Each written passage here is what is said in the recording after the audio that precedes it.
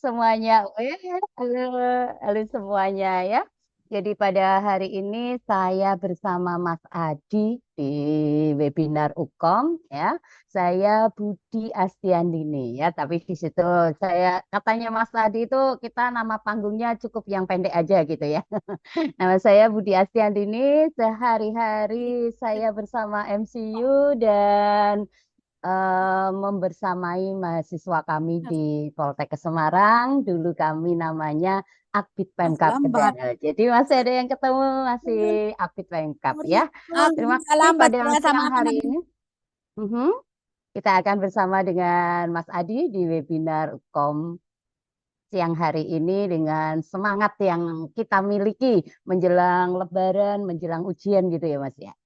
Oke, Ah, begitu dulu Mas Adi. baik, terima kasih Bu Budi, salam kenal dan terima kasih di awal sudah meluangkan waktunya untuk berbagi, berdiskusi bersama dengan para bunda-bunda dan pejuang kompeten. Saya mohon izin menyapanya Hmm. bunda-bunda ya kalau saya ya. Jadi mau yang teman-teman diploma, nanti kan akan menjadi seorang calon bunda. Oke, saya sapa Mhm. bunda-bunda. Baik, Bu Budi yang saya screen dari Ibu dulu atau dari saya langsung? Dari saya aja Mas Adi. Ini Mas Adi Boleh. dulu atau dari saya dulu? Monggo dari Ibu. Oh, baik. Oke, udah baik. Hari ini saya izin share screen dulu. Ini tugas yang diberikan Mas Adi untuk saya. Bentar. Oke, apakah sudah tampak di layar? Oke, baik Bu Budi sudah tampak. Jadi bunda-bunda Oke. teknisnya nanti akan ada penyampaian di awal terlebih dahulu yang menyiapkan alat catatnya siapkan karena ini luar biasa sekali. Dan setelah itu nanti baru kita akan masuk kepada pembahasan soal. Jadi kita akan mulai pemanasan dulu dengan penyampaian di awal. Silakan Bu Budi. Oke, terima kasih. Baik teman-teman, besti-besti, bidan-bidan, para bunda yang kita hari ini diberi kesempatan. Satu kesempatan ini bukan sesuatu yang kebetulan, tetapi memang harus kita rencanakan ya. Jadi hari ini teknisnya adalah webinar. Jadi webinar akan berbeda teknisnya dengan ketika nanti kita bimbel gitu ya. Ketika di webinar ini kita akan lebih ke arah motivasi, ke arah bagaimana strategi kita gitu ya. Nah, webinar Ukom ini khusus untuk kebidanan karena di MCU tak banyak kelasnya ya, tapi kita kelas eksklusif bidan di mana kita akan mencoba membuka beberapa soal Ukom dengan tantangan exam. Saya Dr. Budi Astiandini, Sarjana Sains Terapan Magister Kesehatan. Oke ya. Hari ini hari yang indah karena tanggalnya juga cantik ya. 2203 2025. Wih, keren banget ya. Semoga kita mampu mendapatkan berkat. Nah, kita akan berkenalan dulu tentang kenapa sih ada Ukom.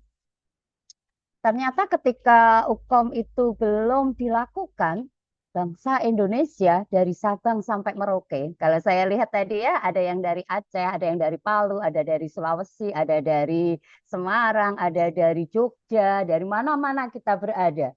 Ternyata ada disparitas. Disparitas itu, itu kan berbeda ya, perbedaan kualitas lulusan. Ya, wah orang katakan ini lulusan Jawa, ini lulusan Indonesia Timur, ini lulusan Indonesia Tengah. Nah, itu yang tidak diinginkan. Jadi harapannya adalah sistem pendidikan yang ada di Indonesia dari Sabang sampai Merauke itu terjamin sistemnya. Kualitas pendidikan lulusannya pun harus sama. Ini yang melatar belakangi sehingga ada uji kompetensi nasional. Supaya disparitas atau ketidaksamaan lulusan itu terjadi satu keseimbangan, maka perlu adanya standar.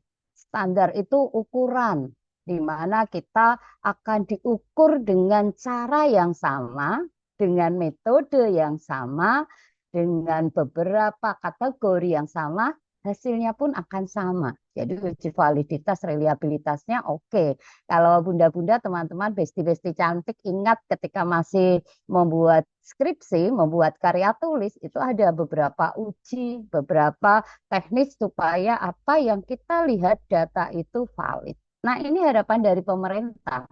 Pemerintah ingin standar yang dihasilkan oleh semua bidan yang ada di Indonesia yang merupakan tenaga kesehatan itu adalah standar yang terbaik. Sehingga ketika mendapat surat registrasi STR maupun izin praktik atau izin untuk memberikan pelayanan di mana bidan itu tugasnya ada dua nyawa. Satu kesehatan ibu, satu kesehatan anak. Nah, ini menjadi standar tinggi yang sudah ditetapkan oleh pemerintah sejak tahun 12 pun sudah disiapkan. Tentu saja ini berproses. Karena ketika tahun-tahun itu awal itu dilakukan, masih banyak sekali yang harus diperbaiki. Tapi sekarang kita sudah lebih canggih lagi. Nah, untuk menghindari perbedaan kualitas dan mendapatkan standar yang terbaik, maka harus ada uji kompetensi yang dilakukan nasional. Kalau uji kompetensi dilakukan sendiri-sendiri di kampus kita masing-masing, tentu saja nggak ada kecap yang nomor dua. Kalau iklan tuh selalu kecap tuh nomor satu. Artinya nggak ada yang ingin anaknya itu nggak berhasil. Semuanya akan berhasil dengan segala macam modelnya, itu akan dibuat berhasil.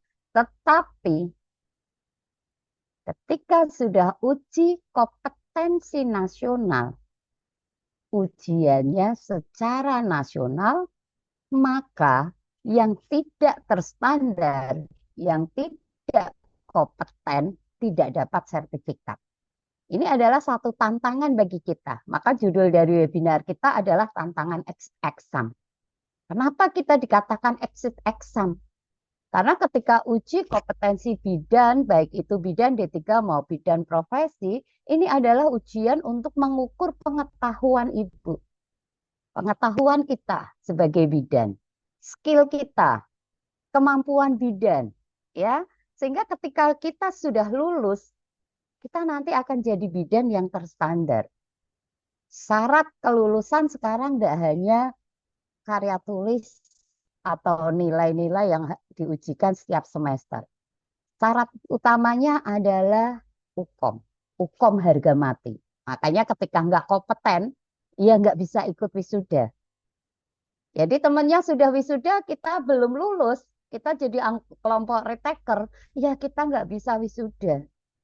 Nggak cukup sekolah hanya masuk saja, kita harus selesai sampai kompeten.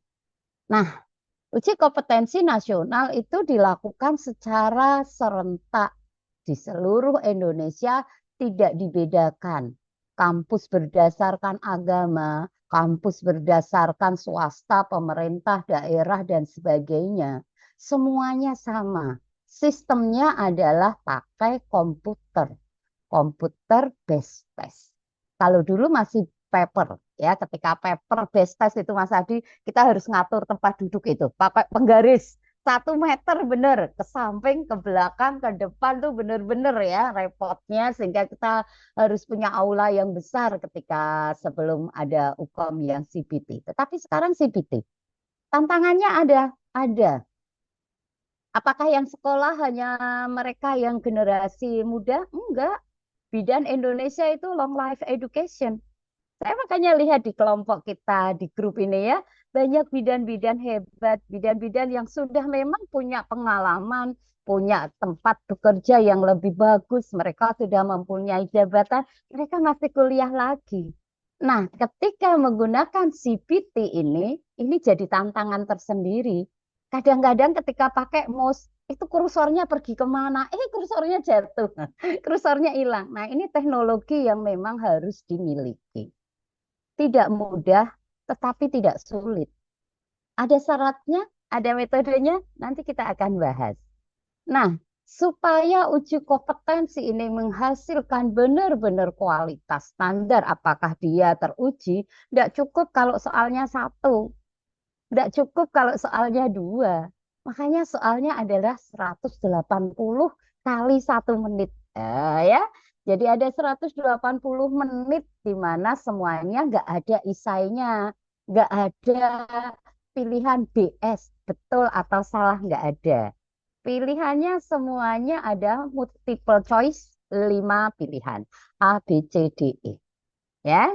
Jadi bunda-bunda, besti-besti, teman-teman, saya lihat hari ini ada yang besok pagi ujian, Mas. Tetapi mereka tetap semangat bersama kita. Apa sih manfaatnya mereka ikut? Nah, karena ini webinar. Kalau webinar itu kita akan mereview kembali. Kita akan meningkatkan motivasi kita. Kita akan uji coba. Ah, besok aku pasti sekali lirik bisa ya. Setelah itu pasti nanti saya akan sampaikan, oh ternyata strateginya begini loh supaya saya bisa lulus. Ini loh dek, temennya, saudaranya, adiknya, tetangganya, keluarganya. Nanti akan diberikan informasi tentang apa sih uji kompetensi yang betul dan bagaimana strateginya. Oke, kalau kita sudah paham nih, ini yang namanya uji kompetensi bidan, baik profesi maupun D3.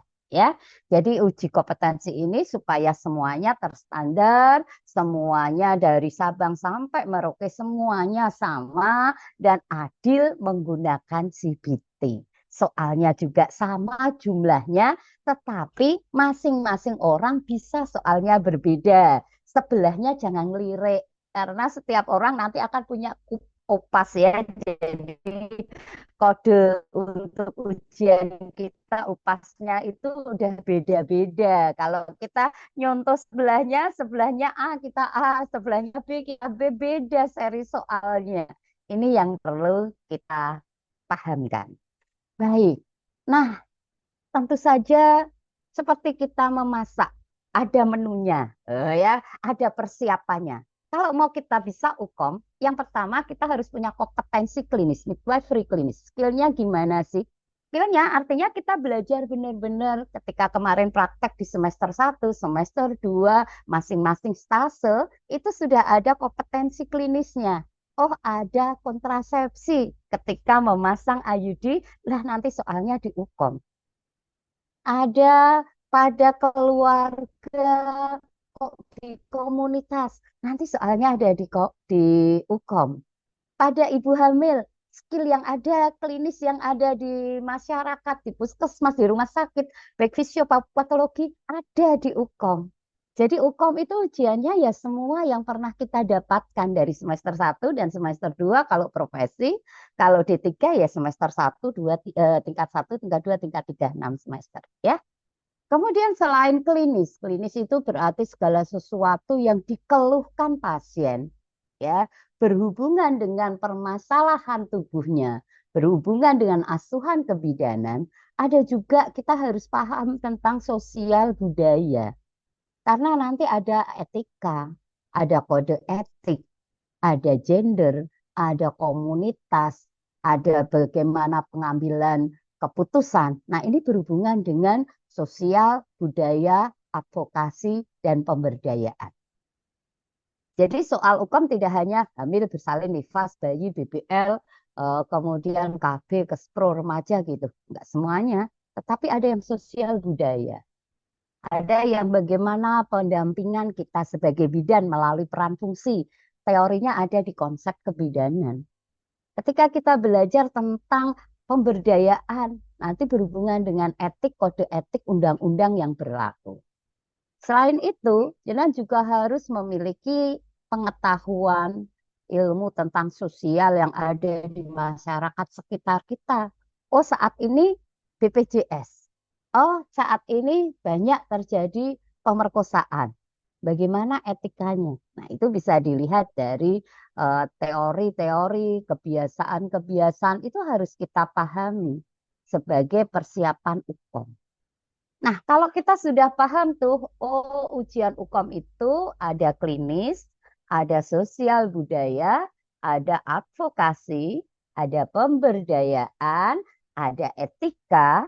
Bagaimana cara kita? Caranya yang pertama ya harus melatih. Kalau atlet, walaupun kemarin Garuda 5-1, nah, tapi mereka juga berlatih. Pelatihnya ganti, mereka tetap berjuang. Mereka tetap harus berusaha, walaupun hasil itu nanti terakhir. Nah, kalau kita mau di perjuangan UKOM, maka kita harus berlatih. Bagaimana latihannya? Mengulang-ulang soal yang sejenis. Ada enggak soal yang disampaikan tuh 100% keluar nggak bisa?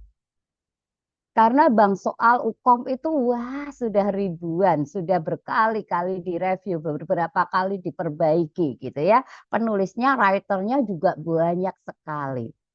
Sehingga yang paling penting adalah kita sering berlatih.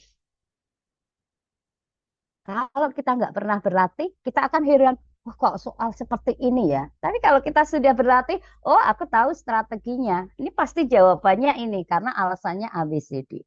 Sehingga yang paling penting adalah bagaimana kita memulai mengefektifkan cara mengingat, recall memory. Nah, ini akan kita dapatkan ketika kita bersama-sama di tempat-tempat bimbel, terutama di MCU ini. Nanti akan banyak narasumber yang memberikan strategi cara mengingat, cari clue-nya, gitu ya. Kemudian apakah cukup hanya membaca, mengulang soal, berlatih hal seperti itu? Enggak cukup. Ada yang namanya tryout. Tryout ini lesson learning. Nah, bagaimana lesson learning ini, bagaimana kita benar-benar diuji coba. Nah, kalau nanti UKOM atau tryout UKOM disiapkan oleh MCU, silahkan menghubungi Mas Adi. Ya, ini akan membantu Anda sekali. Oh, di kampus ada, Bu. Nah, ya, boleh di kampus ada, di tempat lain pun pasti ada. Tetapi semakin kita mendapatkan suplementasi, ada banyak vitamin, ada banyak sumber, itu akan melengkapi kita. Ya, dengan tryout, dengan pelatih berbagai macam soal yang sejenis, itu akan membuat kita siap di UKOM. Semua yang terlihat di UKOM akan kita bisa. Oh, di tryout itu akan terlihat 180 soal tuh caranya saya ternyata tryout pertama hanya mampu mengerjakan 100 soal. Ikuti tryout lagi. Oh, yang kedua, Mas saya sudah 180 tapi nilainya baru 30. Kompeten enggak? Enggak kompeten. Ikut lagi dong. Nah, gitu ya. Tetapi semakin kita nggak pernah mencoba, kita nggak akan bisa. Saya ajak beberapa teman-teman besti-besti cantik ini masih ada mereka yang baru mau naik tingkat 3 besok, Mas. Ada juga yang baru semester 1 sehingga ujiannya masih ada di akhir tahun. Tetapi ini perlu ya. Jadi jangan kita bersiap pada waktu tinggal besok, hari ini baru mulai, nanti akan terlambat. Tetapi jauh hari kita sudah bersiap, itu akan lebih baik. Oke, demikian. Jadi hari ini kita sudah memahami tentang apa itu UKOM, uji kompetensi bidan, baik D3 maupun profesi, karena masih ada yang D3, Mas. Kemudian persiapannya yang harus kita siapkan, kuasai ilmunya, latih terus ya, recall memorinya, kemudian ikuti tryout-nya, benar-benar uji coba kemampuan kita. Oh, sampai di situ. Evaluasi kalau memang perlu yang eksklusif, ikuti banyak program yang disiapkan Mas Adi dengan program eksklusifnya. Atau saya masih lama Bu, masih setahun. Nah, ikuti program reguler. Karena tidak ada yang rugi ketika kita bersiap. Baik, demikian untuk webinarnya. Kita akan mencoba yuk. Kita akan coba satu, dua, tiga soal dulu ya. Nanti Baik. kita akan melihat ya Mas ya. 1 menit ya Mas ya. Baik, Ibu. Jadi, bunda-bunda kita nanti akan setelah ini langsung akan berfokus pada pembahasan soal. Mungkin sedikit merefresh karena khawatirnya ada peserta-peserta yang baru mengerti atau belum memahami. Jadi nanti ditampilkan soal, tidak ada yang membacakan soal. Menjawabnya cukup dengan optionnya di kolom chat dibuka secara serentak setelah 1 menit. Kemudian nanti tanya jawabnya dilakukan setelah di akhir, Selesai. jadi agar seluruh soalnya dapat tersampaikan karena mungkin tadi ada beberapa teman-teman yang dari timur, di sana ada yang sedang persiapan menjelang berbuka puasa atau sudah mau pulang praktik, jadi kita kejar waktu dulu. Baik, kalau seperti itu, Bu Budi, kita masuk soal yang pertama. Oke, baik. Siap ya. Silahkan untuk soal yang pertama. Baik, ini soal yang pertama dimulai dari sekarang 1 menit. Silakan dikerjakan.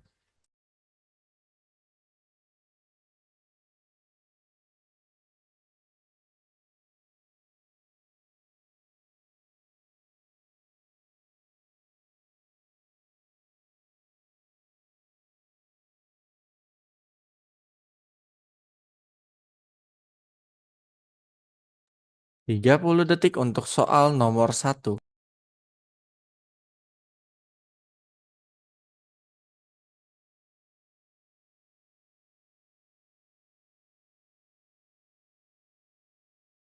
Lima belas detik terakhir. Jadi nanti bunda-bunda cukup mengirimkan opsi jawaban di kolom chat. Oke, yakinkan pilihan. Kita akan masuk ke dalam kolom chat. 5, 4, 3, 2, 1. Silakan di kolom chat. Oke, ada 3 variasi jawaban yang saya lihat. A, B, E. Wow, luar biasa. Placenta previa B berarti. A, B, E. Tapi mayoritas memilih opsi B.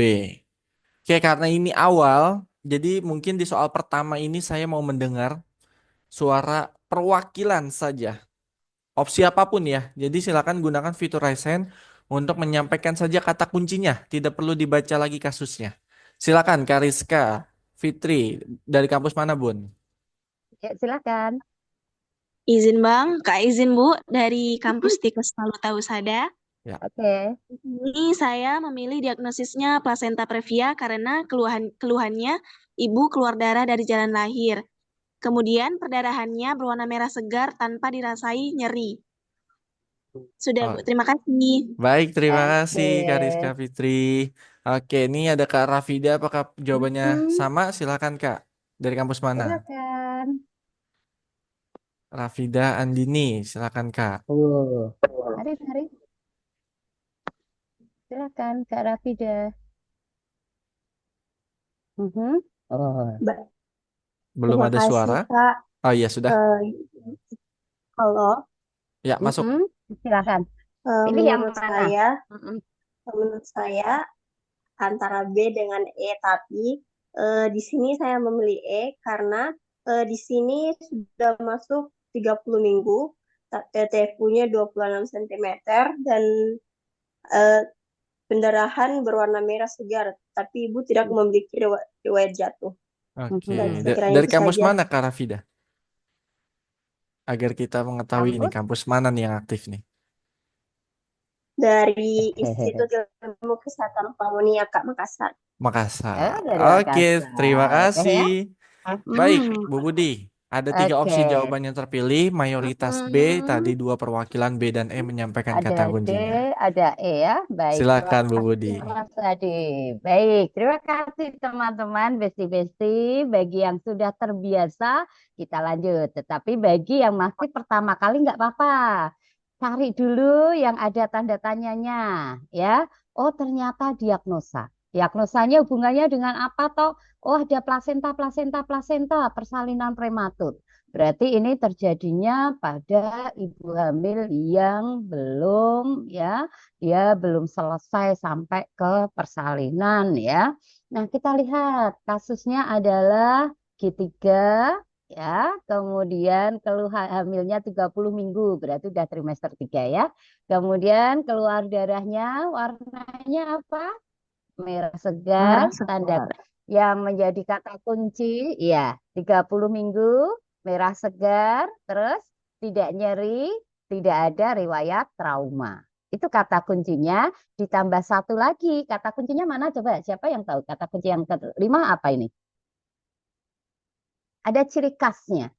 Ciri khasnya adalah bagian terendah janin belum masuk ke PAP. Belum masuk. Ya, jadi bagian terendah janinnya belum masuk ke PAP. Berarti ada sesuatu yang mengganjal atau menghalanginya.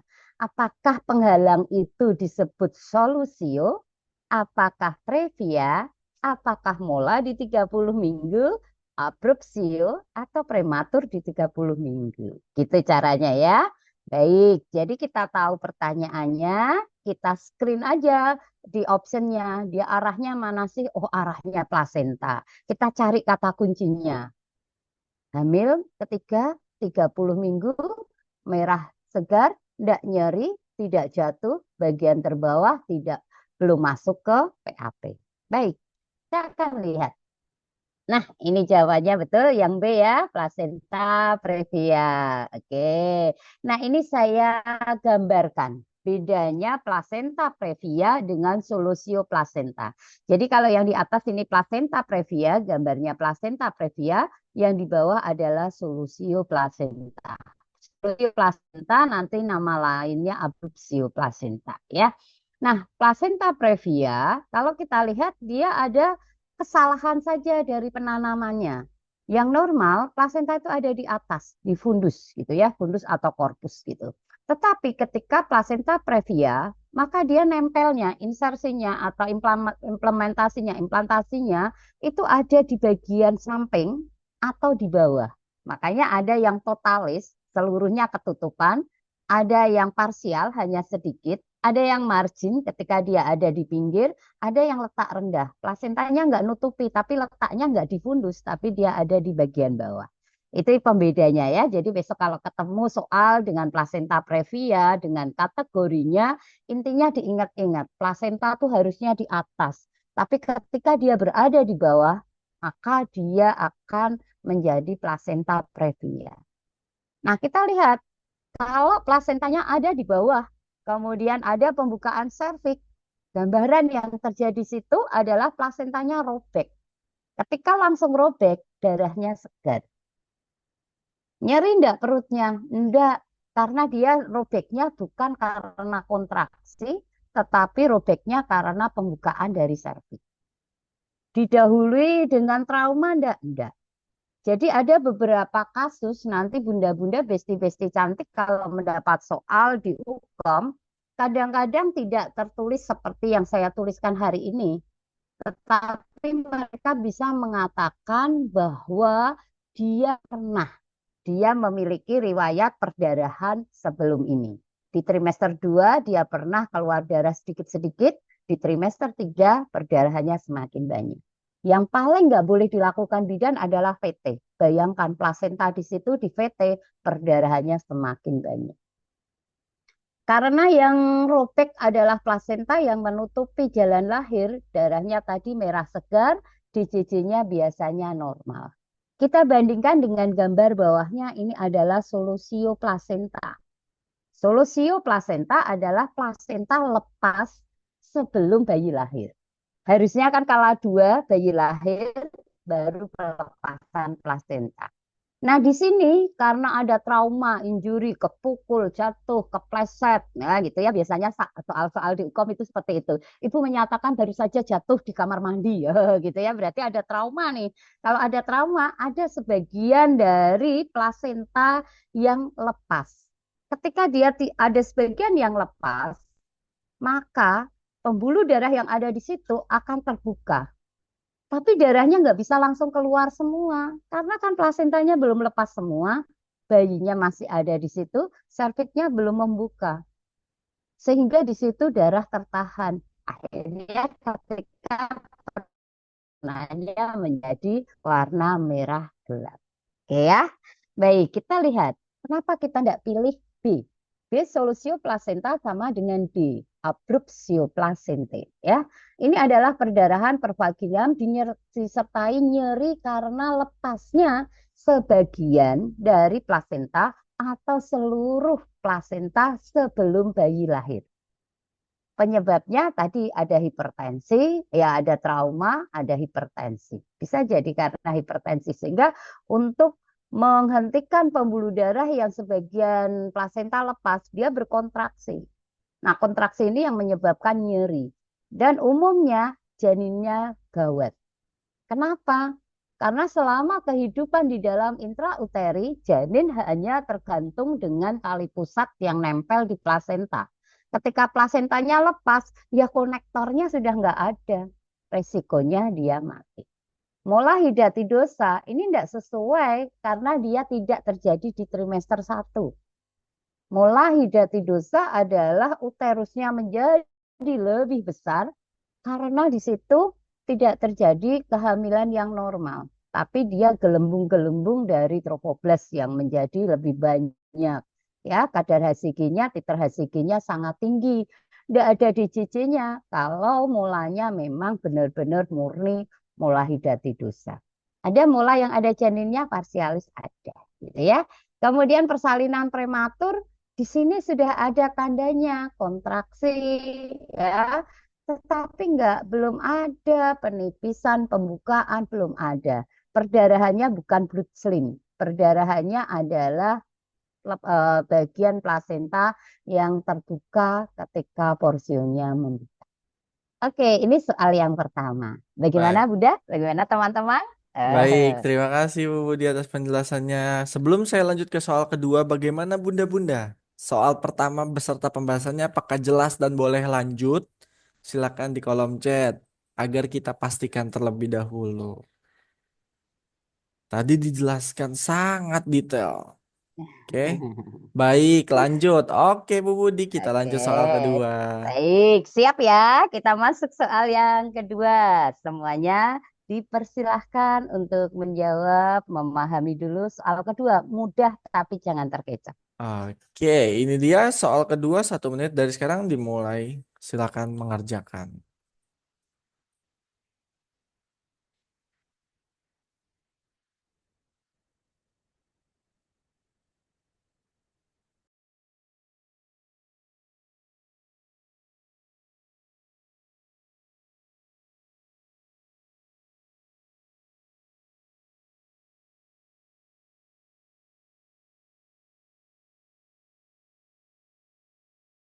30 detik.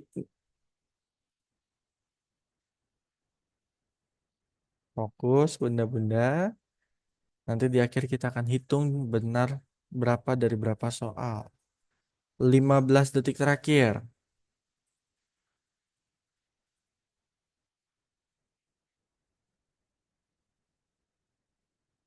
5, 4, 3, 2, 1. A, C, D, E ada, B ada. Semuanya terpilih. Gimana nih Bu Ini Dokter laris nih? ya Mas ya kita ya Mas ya. Laris manis ini. Laris, manis. Pokoknya kalau saya sama Mas Adi kan semua dagangan kita laris deh Mas Adi. Iya Bu, biar nggak sia-sia dipikirkan opsinya di soal dipilih. Baik, nggak Masih apa-apa. Yang proses penting, belajar ya Bu ya, oh, nggak oh. apa-apa ya. Yang penting adalah kita berproses itu jangan takut salah ya Mas ya, karena hari Betul. ini kan kita masih dibimbing, kita masih diberi kesempatan untuk memahami gitu ya. Nggak apa-apa Oke. daripada nggak jawab tapi Ada nggak yang tahu ya. ada yang memberikan statement nih Gimana Bu. katanya? C, karena Ada nih. hormon ini yang Oh, oh. mempengaruhi perubahan warna kulit pada bumil. Oh, oh iya, boleh. Oke. Tapi ada yang resen mana ya? Kok hilang ya? Nah, itu Oke. dia. Nah, ini gantian ya Oke. Kak Yusni Ya. Dawati. Bu Yusni silakan dari kampus mana Bu? Saya dari Hmm. kampus ini apa dari DHD. Dari Oke, mana Bu? Dari silakan. DHD, Bang. Oke, baik. DHD. Mhm. Silakan Bunda cantik. Mau pilih Halo. yang mana? Ya, lanjut. Halo. Eh, ap- ap- apakah penyebab keluhan pada kasus tersebut? Seorang Mhm. perempuan umur 25 tahun, G1 fenol anol, hamil 32 minggu Mhm. datang ke puskesmas untuk periksa hamil. Hasil anamnesis, ibu mengeluh pada wajah terdapat flek-flek kehitaman. Hasil pemeriksaan tekanan darah normal, nadi normal, suhu normal. Hasil pemeriksaan Leopard TFU 28 cm, punggung kanan, DJJ 130. Bidan menjelaskan perubahan fisiologi ibu hamil dipengaruhi hormon dalam tubuh ibu. Jadi kata kuncinya di Apa sini coba? adalah Ada apa? ibu mengeluh pada wajah terdapat flek-flek kehitaman. Jawabannya Ya. adalah C, MSH, Bu. Terima Hmm. Baik, kasih. terima Oke, kasih. keren. Tadi Baik, ada Bu Dok. lagi ya Mas ya? Satu lagi ya? Sepertinya jawabannya sama. Ini karena Oh, sama ya. 5 opsi terpilih, biar Semuanya kita pilih nggak ya. kesorean, kita Oh, lurusin Bu langsung iya, Bu. Kita betul. jawab nomor 2. Oh, Silakan Ibu Budi. baik, siap. Ya, apa penyebabnya? Kasusnya adalah terdapat perubahan warna kulit, ya. Warna kulit menjadi lebih kehitaman. Apakah disebabkan oleh prostaglandin? Apakah oksitosin? Apakah melanostimulating hormone? Apakah follicle stimulating hormone? atau luteinizing hormon? Pilih yang mana? Baik, kita akan lihat kuncinya ya. Kalau tadi sudah dipilih semua ya nggak apa-apa ya. C. Ya, melanocyte stimulating hormone melano berarti dia pemberi warna, perubahan warna. Kalau kita lihat pada wanita sebenarnya ketika hamil itu kemungkinan yang berubah warnanya tidak hanya di wajah atau kloasma gravidarum. Ini gambarnya saya perlihatkan, yang atas adalah kloasma gravidarum, yang bawah adalah linea nigra. Jadi mohon maaf bukan karena rasis ya, sehingga kita menyebutnya kalau negro nigra itu cara belajarnya oh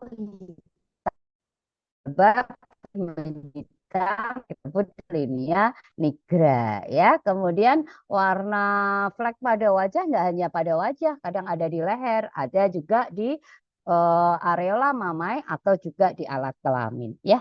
Nah, ini adalah warna-warna yang disebabkan karena MHZ itu merangsang melanosit yang ada di kulit sehingga dia membentuk melanin akhirnya menyebabkan hiperpigmentasi.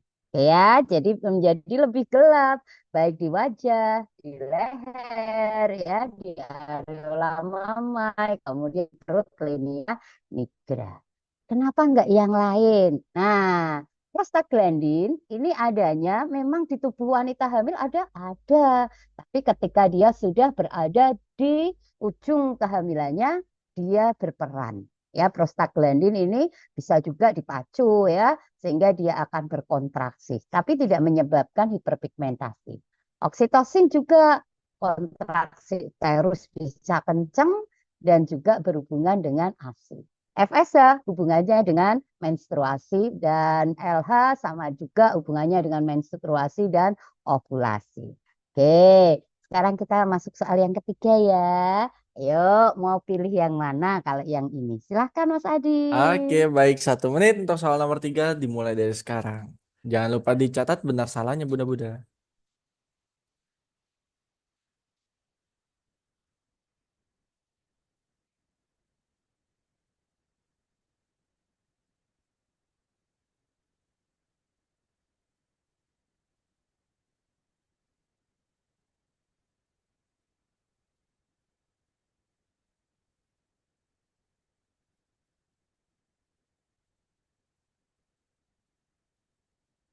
Oke, 30 detik untuk soal nomor 3.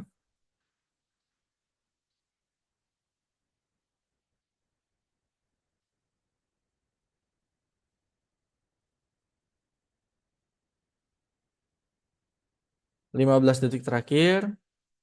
Siap-siap. Yakinkan pilihan. Kita akan masuk kolom chat. 5, 4, 3, 2, 1.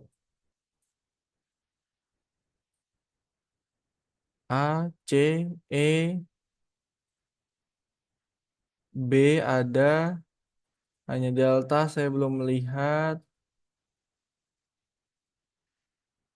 Oke, sepertinya belum ada yang memilih delta. A, B, C, E. Ya, boleh. Mau Luar presentasi biasa. apapun boleh ya, Mas ya. Ini yang jelas presentasi bayinya. Ya. Oke. Ini Dan ini terus menarik ya, bergantian Mas. antara kepala Ah, dengan dahi Bu Budi nih. iya, mau kepala apa mau daya? Asal Nah, enggak ini nih. kepala, pundak, lutut, kaki gitu Iya. ya. Ada. 6 kita jadi semangat ini. Oke. Ya.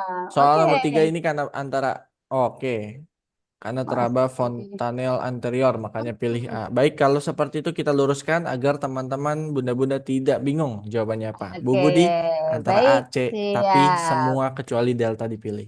Oke deh ya, karena tidak mungkin bokong. Karena ini yang jelas adalah kita lihat teraba fontanella, berarti kan itu bagian dari kepala. Tapi kalau masih ada yang mikir, oh itu presentasinya bokong, ya enggak apa-apa. Nanti kita jelaskan ya.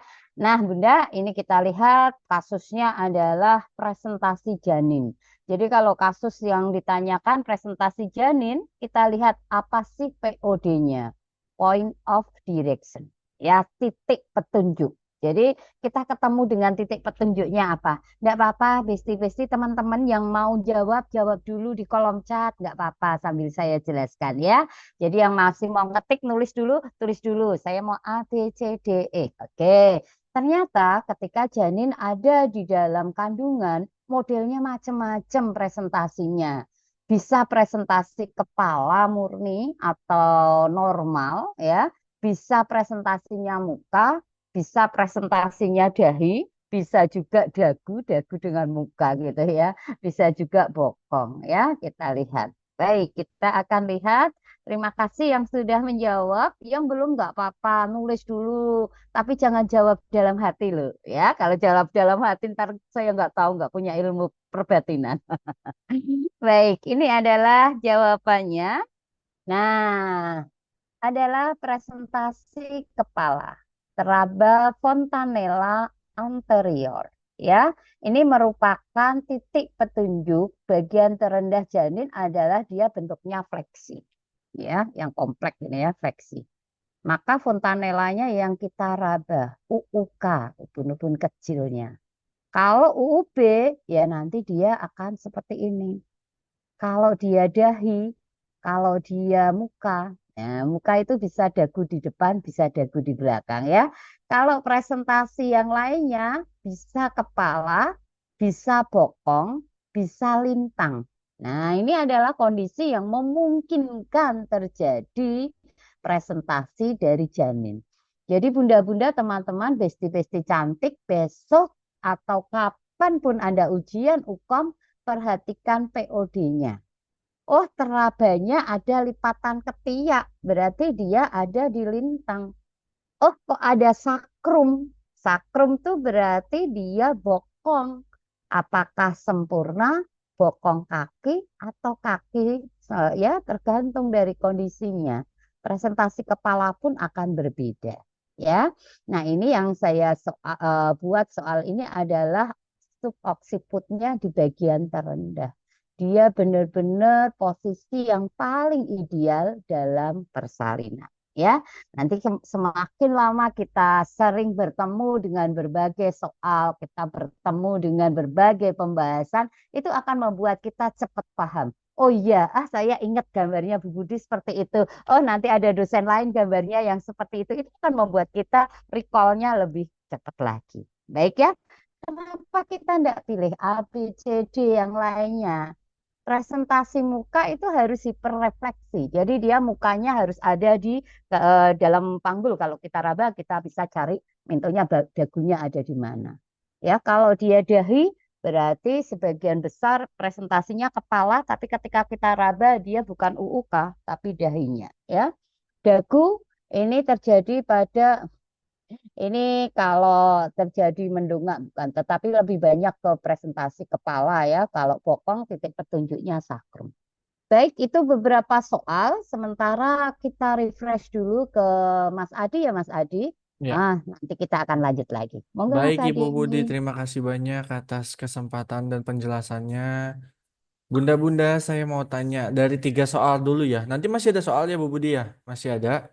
Jadi kalau saya sudah dikirimkan PPT-nya, jadi saya sudah bisa melihat ketika bunda-bunda mengirimkan jawaban, saya sudah bisa melihat duluan jawaban yang benar. Bun, saya mohon izin bertanya di kolom chat, dari 3 soal benar berapa? Cakep, Bu Fatur, luar biasa benar semua, benar 3. Yang benar 1, yang salah semua tidak masalah. Ini adalah kolom chat kejujuran dan pemahaman sementara. Oke, karena belum uji kompetensi. Benar semua, hehe, alhamdulillah. Benar semua, benar semua. Ini rata-rata kebanyakan benar semua, salah satu benar 1. Baik. Ini saya melihat di nama Zoom-nya ya, berdasarkan nama Zoom ya. Banyak yang sesi 1, sesi 2, sesi 6 dan lain sebagainya. Bunda-bunda semua, uji kompetensinya kapan? Karena saya melihat banyak nama sesi-sesi nih. Apakah minggu ini, besok pagi, besok Senin, atau ada yang Agustus, atau ada yang Oktober, atau ada yang belum tahu? Besok Senin, saya hari Senin. Om, waduh, panggil Om luar biasa. Besok kurang tahu, berarti belum tahu ya. Agustus, Minggu, baik. Oke, Selasa, Minggu. Oke, siang hari ini ada 580 lebih peserta pejuang kompeten yang siap mendapatkan predikat kompeten. Kita sama-sama berdoa, saya yang akan mewakili, semoga bunda-bunda semua yang akan uji kompetensi lulus 100% satu kali percobaan. Amin, amin. Oke, semoga doa kita siang hari ini didengar ya. Bunda-bunda dimudahkan, sehat walafiat sampai pada saat pelaksanaan, tanpa ada kendala, semuanya lancar. Oke. Dan mengingat, jangan ada yang blank. Saya doakan itu semua persiapannya. Oke, ketika mengerjakan, muncul hasilnya kompeten membaca nama. Oke, baik. Bunda-bunda, tadi tidak banyak. Oke, saya melihat yang apa? Yang Agustus yang belum tahu, maka saya memanggil ya. Mohon izin, Bun. Sebentar saja, Bu Budi, mohon izin 2-3 menit. Saya memanggil kepada bunda-bunda yang belum uji kompetensi di bulan Maret. Ingat, saya memanggil bunda-bunda yang belum uji kompetensi di bulan Maret. Artinya apa? Ini untuk yang Agustus, ini untuk yang Oktober, ini untuk yang tahun depan. Kak, saya masih semester 2, boleh? Boleh. Kami tidak pernah mewajibkan, kami tidak pernah melarang bunda-bunda, teman-teman semua. Ini khusus periode April. Oke, kemarin ada yang menghubungi saya nggak tahu itu perawat atau bidan. Kak Adi, kalau nanti di bulan selanjutnya atau di bulan Aprilnya ada kelas, saya boleh diinfo. Saya lupa namanya, WA-nya belum terbalas, saya kasih lihat pada siang hari ini. Oke, jadi kita akan memulainya, boleh dilihat ya. Kita akan mulai di tanggal 7 April. Hari Senin, tepat 1 minggu setelah Idul Fitri, bagi yang menjalankan. Setelah itu kita akan langsung belajar uji kompetensi sampai tanggal 30. Sampai tanggal 30 April. Oke. Kemudian kita kembali ke track seperti biasanya yaitu Senin sampai Rabu. Senin sampai Rabu. Harganya berapa? Ini harganya. Tadi saya lihat di kolom chat sudah banyak yang akan uji kompetensi bulan Maret. Saya mau tanya, yang uji kompetensi bulan Maret ada siapa saja yang pernah ikut bimbel MCU? Yang UKOM besok atau Senin atau Minggu, siapa saja yang pernah ikut bimbel MCU? Tuh, banyak. 2 kali saya dan lain sebagainya. Oke, pertanyaan saya satu, ibu-ibu mohon sampaikan dengan jujur. Pembelajaran yang ada di bimbel MCU membantu menambah pemahaman atau tidak, bermanfaat atau tidak? Membantu. Kalau tidak, jawab tidak, karena saya ingin mendapatkan feedback. Bermanfaat sekali, ada yang caps lock ya, membantu. Semoga apa yang ibu-ibu keluarkan selama ini, baik waktu, tenaga, materi, kepusingan, waktu belajar tambahan, tidak sia-sia mendapatkan hasil kompeten. Amin. Kalau nanti sudah kompeten, jangan lupa kabarin tim MCU. Boleh Mas Adi, Mas Luki, dan lain sebagainya. Itu kalau kompeten. Nah, buat yang belum UKOM, jangan sampai penyesalan terjadi. April belajar.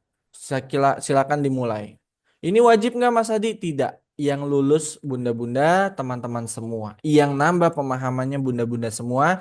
Yang ngajar bukan Kadi. Yang ngajar bukan saya, tapi yang ngajar dosen-dosen di seluruh Indonesia. Seperti Bu Budi dan bunda-bunda dosen-dosen lain. Oke? Jadi ini silakan ada di kolom chat linknya. Oke, alhamdulillah kalau yang tidak tahu jadi tahu, yang sudah tahu jadi makin tahu, yang sudah paham jadi percaya diri, itu semoga membantu. Oke, nanti kita akan berbicara kembali setelah ini. Jadi harapannya adalah bunda-bunda semua teman-teman yang belum UKOM bulan Maret harap mengencangkan sabuk pengaman. Karena apa? UKOM tidak bisa dipersiapkan dalam waktu singkat. Lihat tadi ada yang dari November, ada yang dari Oktober, ada yang dari Desember. Padahal UKOM-nya bulan Maret. Nah yang bulan Agustus, masa mau belajarnya nanti Juli? Yang bulan Oktober, masa mau belajarnya September? Yang tahun depan, boleh kalau mau coba-coba ikut dulu. Oke? Jadi ini perkenalan singkat saja untuk yang bulan April. Karena sudah pasti yang masuk grup belum Ukom, mereka akan dapat informasi dan akan daftar. Kalau pesertanya sudah dipenuh, maka teman-teman akan ditutup. Oke? Uangnya akan dikembalikan. Baik.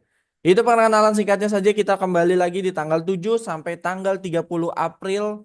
Pembiayanya berapa? 149.000 dalam waktu 1 bulan, dapat 1 kali tryout Senin sampai Rabu 12 kali pertemuan. Baik, oke, bunda-bunda nanti kita akan berdiskusi. Saya akan mendampingi bunda-bunda teman-teman yang belum Ukom maupun yang Ukom, kita boleh sharing nanti. Biar Bu Budinya nih kayaknya sore ini harus masak-masak nih. Kalau enggak nanti tiba-tiba Bapak nongol, udah Mas Adi, Ibu belum masak. Langsung itu Biar ya nggak Mas ya. biar nggak kesorean Bisa ya Bu gitu, Budi Mas ya. ke warung sebelah aja ya Mas, gitu ya Mas. Lama Oke. nggak ketemu. Kalau begitu kita kembali ke soal. Kita akan masuk ke soal keempat ya Bu Budi ya. Iya, baik. Kita akan coba kembali ke soal selanjutnya. Silahkan untuk bersiap. Kita akan masuk soal yang keempat ya. Nah, ya, silahkan. Mau Oke, pilih yang kembali mana? ini soal keempat. 1 menit pengerjaan dimulai dari sekarang. Harus lebih semangat.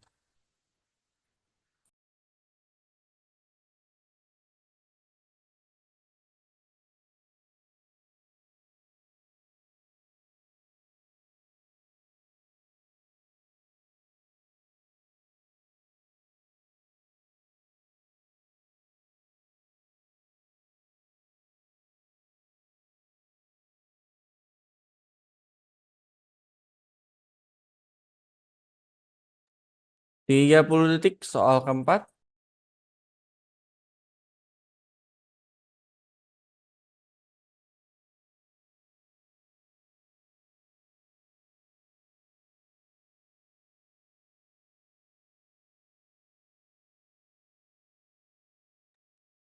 Siap-siap jarinya di kolom chat. Kita akan memilih opsi untuk soal keempat. Lebih semangat, satu suara, kompeten berjamaah. 5, 4, 3, 2, 1 di kolom chat. Wow, ini baru. Ini adalah yang pejuang kompeten yang siap membaca namanya status dengan kompeten. Ada opsi B, ada opsi A, ada opsi C. Tetapi 90% lebih memilih B. Ini kalau benar, happy saya Bu Budi. Tapi kalau ini salah, kita sedih berjamaah. Oke, Bu Budi, singkat saja. Langsung kita ke soal nomor 4 pembahasannya. Silakan Bu Budi. Baik, terima kasih. Nanti Bu Septa boleh kita kasih waktu sebentar deh. Bu Septa pilih yang jawaban apa Bu Septa? Tadi sudah raise, jadi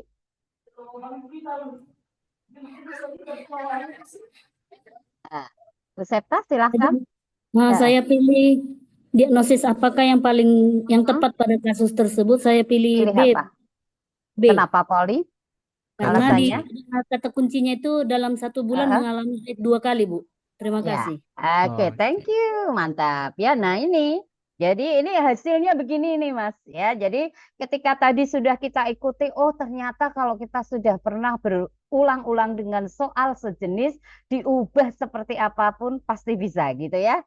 Baik, ciri khasnya adalah kata kuncinya mengalami haid 1 bulan 2 kali.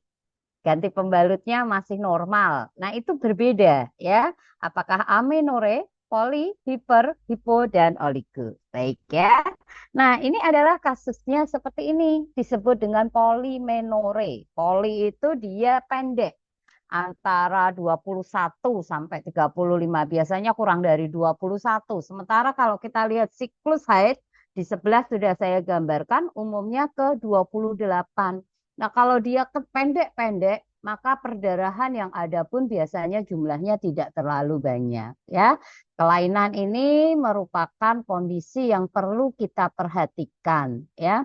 Karena memang ada beberapa soal yang keluar di UKOM berhubungan dengan gangguan haid tersebut. Nah, besok kalau kita sudah di kelas bimbel, saya akan kupas lebih lanjut lagi satu persatu dari gambar bagaimana mekanismenya, tetapi pada hari ini kita perjelas polimenore adalah 2 kali dalam 1 bulan, siklusnya pendek karena poli itu deket-deket, kurang dari 21 hari, dia volume darahnya masih normal, tidak ada tanda-tanda yang mengarah ke kelainan dari organnya.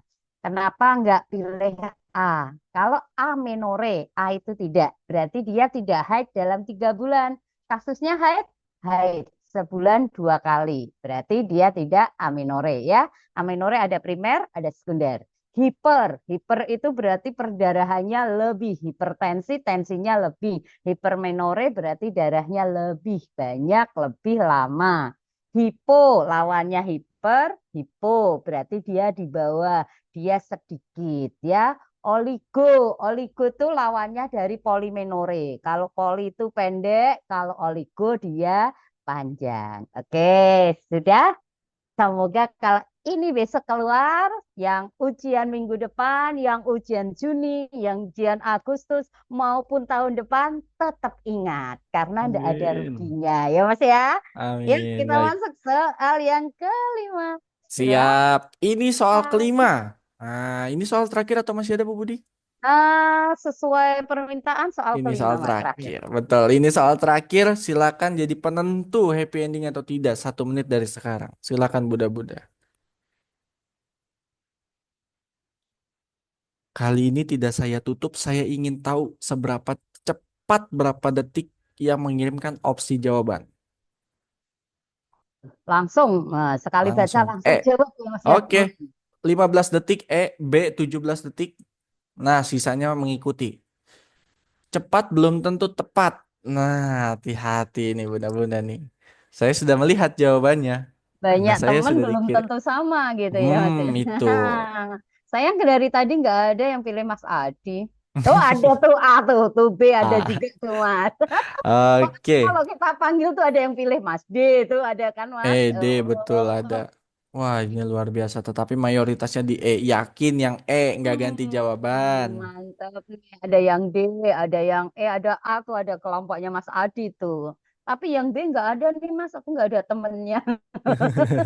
Nggak Kan apa-apa, Bu. ADE itu Hmm, ADE itu pilihnya Mas Adi semua. Oh ada yang B Mas. ada semua laris manis. Lumayan laris manis. Saya Baik sudah Mas. bisa lihat jawabannya Bu Budi karena sudah dikirimkan filenya sama Besok Ibu. lagi nggak tak kirim Mas Adi deh. Mas Adi intip kok.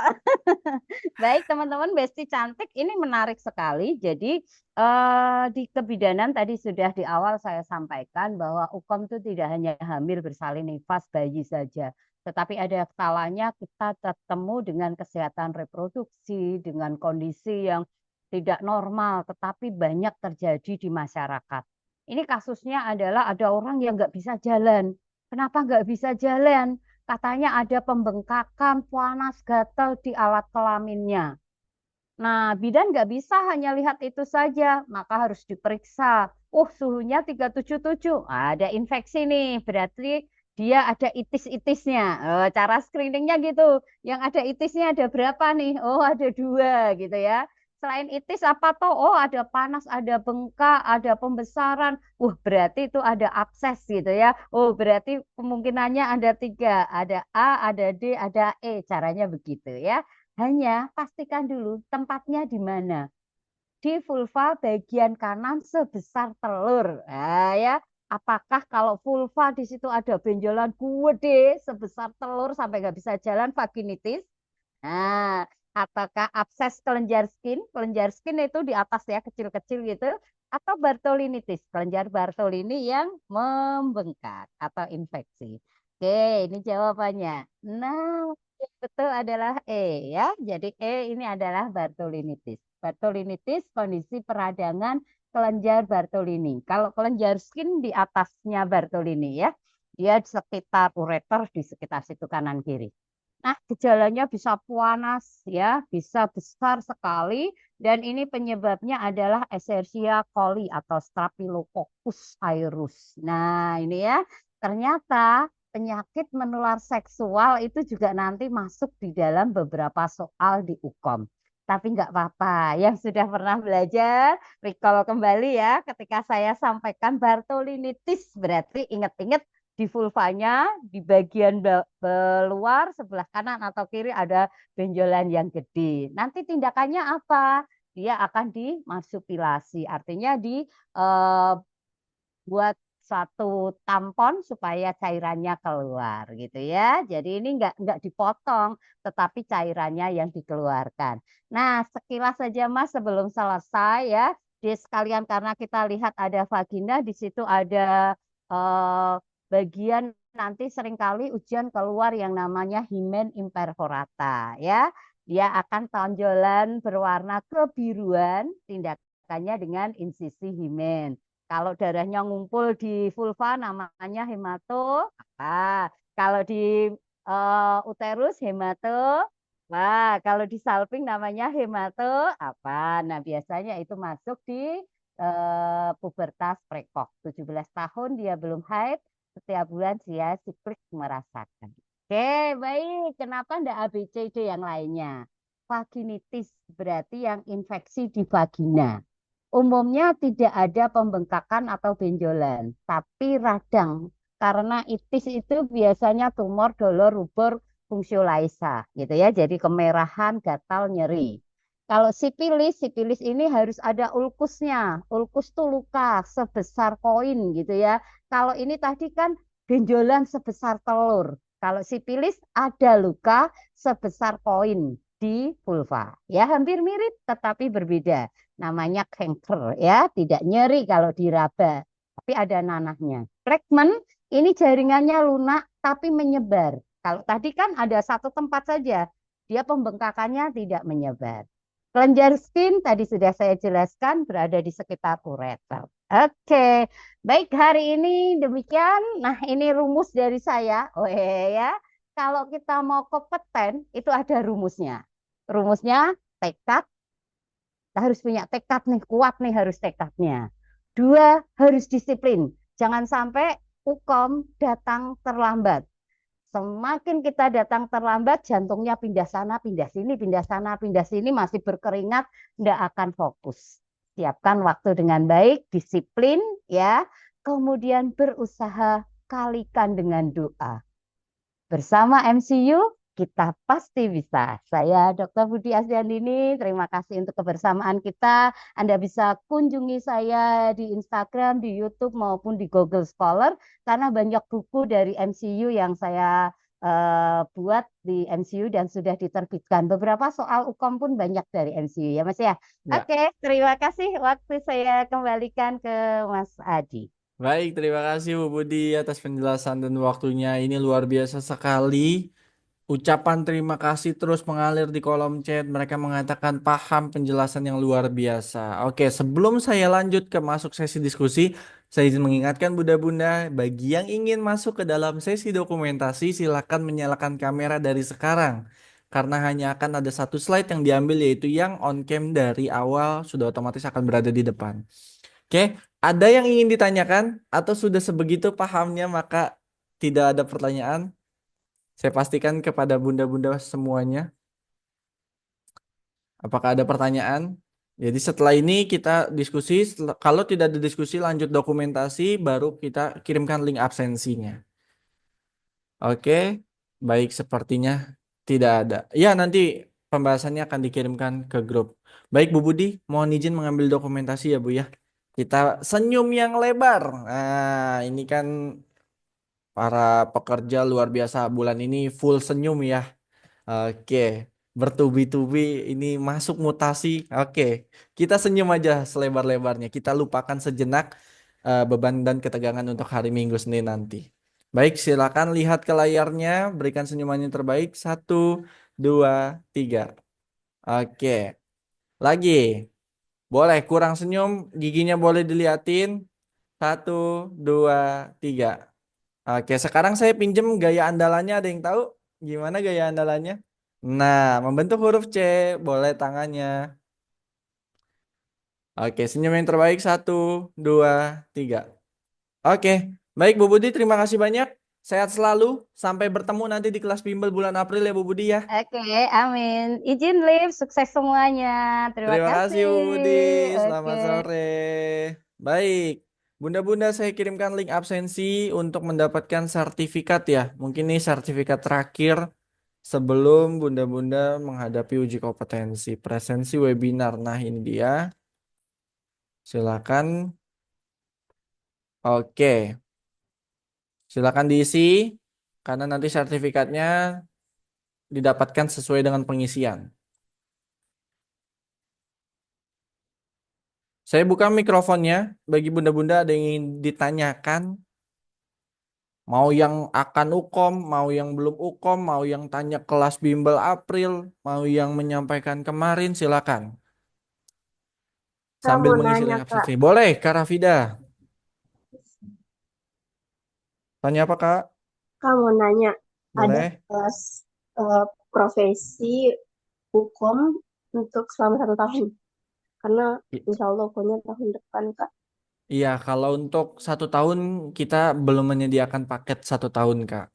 Jadi memang baru bulanan aja sesuai dengan kebutuhan dan sesuai dengan kapan MCU bukanya. Contoh Alhamdulillah April tahun ini kita bisa buka. Setelah Lebaran tahun ini kita bisa buka untuk kelasnya. Jadi seperti itu ya Kak Rafida ya. Tidak ada paket eh, selama 1 tahun. Ada pertanyaan lain, bunda-bunda Baik, Kak, teman-teman? terima kasih. Terima kasih kembali. Yang sudah ikut bimbel kemarin sudah semua ya kami berikan PPT, rekaman, tryout, tidak ada hutang ya. Jadi pembahasannya sudah bisa dibaca kembali. Saran saya sih H-1 malam sudah istirahat ya. Boleh kata Miza? Ada yang tanyakan Kak? Bang, link absensinya nggak bisa. Nggak bisa link absensinya. Coba saya klik ya. Bunda-bunda yang lain bisa tidak? Saya belum buka nih. Bisa, Mas. Bisa, bisa. Di saya bisa. Bisa kata Miza. Bentar ya, Bang, coba lagi. Mungkin Oke, jaringan. disalin, ditempel aja ke Google atau ke Internet Explorer lainnya. Ada lagi Mas, Bunda? Ada yang mau bertanya? ada Silakan, silakan. Boleh, boleh Bun. Tanya kemarin apa?